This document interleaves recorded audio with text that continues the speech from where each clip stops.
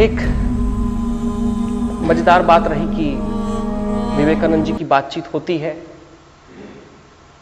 कई सालों से कार्यक्रम यहां पर चल रहे हैं, बहुत सारे लोग आए होंगे, कई तरीकों से विवेकानंद जी के ऊपर बातचीत हुई होगी। आप सबने विवेकानंद जी जयंती भारत में पिछले 80-90 सालों से, जब से विवेकानंद जी कहीं अपने शरीर को छोड़कर गए, भारत ने विवेकानंद जी के बारे में जयंतियां काफी मनाई।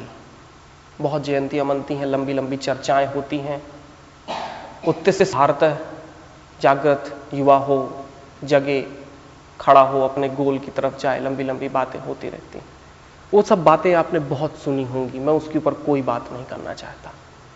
इसलिए बात नहीं करना चाहता कि मुझे लगता है कि हम उनके आदी हो चुके हैं, उनसे अब कहीं कुछ होता जाता नहीं। हम हर साल आते हैं, 12 तारीख को कार्यक्रम मनाते हैं, विवेकानंद जी की बात करके चले जाते हैं। जब गेट से बाहर निकलते हैं तो हम वही होते हैं जैसे हम आए थे।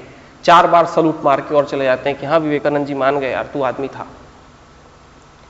हम कभी कभी, असल में होगा ये, अगर उन तरीकों से बात की जाए जैसी बातें अक्सर होती रहती हैं, हम विवेकानंद जी के ऊपर काफी बड़ी बड़ी बातें करेंगे, बताएंगे उन्होंने जिंदगी में क्या किया, कहां से कहां खींच कर लेके चले गए, हिंदुस्तान में तो जो किया सो किया, विदेशों में क्या कर दिया। क्योंकि मजेदार बात तो यह है ना कि हम अपने लोगों को तब तक नहीं पूछते जब तक वो विदेशों में कुछ ना कर लें। अगर 4-6 बार कुछ विदेशों में कर लिया है तो हम उनको पूछ भी लेते हैं। लेकिन अगर वो विदेशों के 4 गोरों के बीच अगर बैठकर कोई बात नहीं कर पाता, हम इतने इंफीरियरिटी कॉम्प्लेक्स से भरे हुए, हम विवेकानंद जी की बात करना चाहते हैं।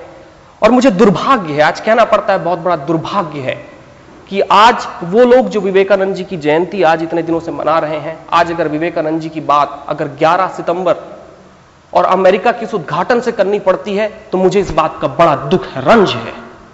रंज इस बात का है कि विवेकानंद जी ने जो बात 11 तारीख को कही थी, 11 सितंबर को, उसके पहले उन्होंने चीख चीख कर वो बातें कही थी जो बातें भारत आज तक उच्चारित न कर पाया।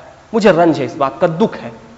मैं नहीं सोचा था कि ये बात घटेगी, और इस बात का भी दुख हुआ कि मुझे लगा था कि कम से कम ये एक जगह है जहां पर विवेकानंद जी के बारे में हमने बड़ा सोचा है, विवेक बसव प्रतिष्ठान है। मुझे लगा था कि हम एक ऐसी बात करेंगे कि हम 11 सितंबर को भूल जाएंगे। जहां पर भी विवेकानंद जी की बात होती है, हम पहली बार बात ही शुरुआत करते हैं कि 11 सितंबर को अमेरिका में क्या किया था उस रिलीजियस कॉन्फ्रेंस में। भारत ने उसको काफी महिमा मंडित भी किया, क्योंकि हम तब तक लोगों को नहीं चुनते।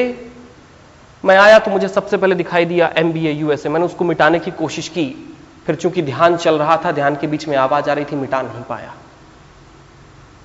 क्योंकि हम लोगों को तब तक स्वीकार नहीं करते जब तक हमें दिख न जाए कि कहीं बाहर की दुनिया में इन्होंने कुछ सिद्ध कर दिया है। मुझे समझ में नहीं आता कि हम गीता और रामायण को मान कैसे लेते हैं।